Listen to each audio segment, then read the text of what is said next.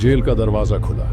लोहे के जंजीरों की खड़खड़ाहट में कुछ था, जैसे इतिहास खुद सांस रोककर खड़ा हो गया हो। एक सिपाही हाथ में एक पुराना खून से सना लिफाफा लिए तेजी से थाने के इंस्पेक्टर की ओर भागा। कमरे में अफसर नहीं, पत्थर के जैसे खड़े थे। कोई कुछ नहीं बोल रहा था। जब लिफाफा खोला गया, उसमें सिर्फ 2 पन्नों की चिट्ठी थी, पर जैसे जैसे उसे पढ़ा गया, पहले सन्नाटा टूटा, फिर किसी कोने से सुबकने की आवाज आई, और अंत में अंग्रेज अफसर की आंखों से एक आंसू गिरा।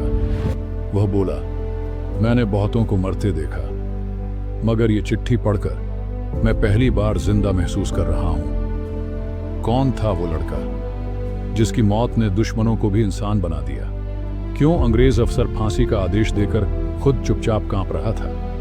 क्यों उस चिट्ठी को अब भारत की सबसे बहादुर आवाज कहा जाता है? और क्यों हर 15 अगस्त को एक गांव में लोग हाथ जोड़कर एक कागज के टुकड़े को प्रणाम करते हैं? आज तुम जानोगे उस वीरेंद्र की कहानी, जिसने अपनी जान देकर भारत को जिंदा कर दिया। साल 1942 अगस्त का महीना। गांव धनौरी की गलियां उस दिन कुछ ज्यादा ही चुप थी। दूर से किसी बैल की घंटी की आवाज आती थी, और कभी कभी खपरेल की छतों से टपकती पानी की बूंदें, जैसे आंसू गिर रहे हों।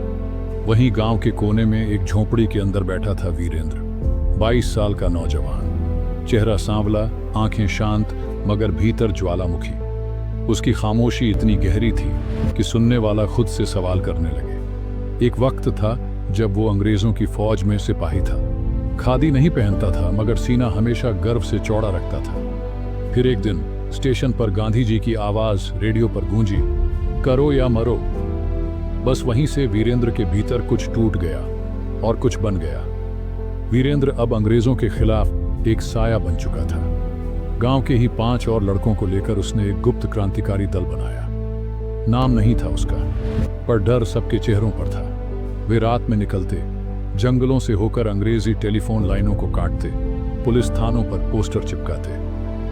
देश अब चुप नहीं रहेगा, आजादी की नींव खून से रखी जाएगी। अंधेरे में उनकी परछाइयां पेड़ों पर लहराती और सवेरा होने तक गायब हो जाती। पर हर लड़ाई में एक गद्दार होता है।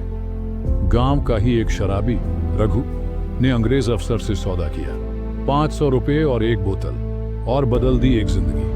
उसी रात गांव की गलियों में बूटों की आवाज गूंजने लगी। घोड़ों की टापों से धरती थरथराई।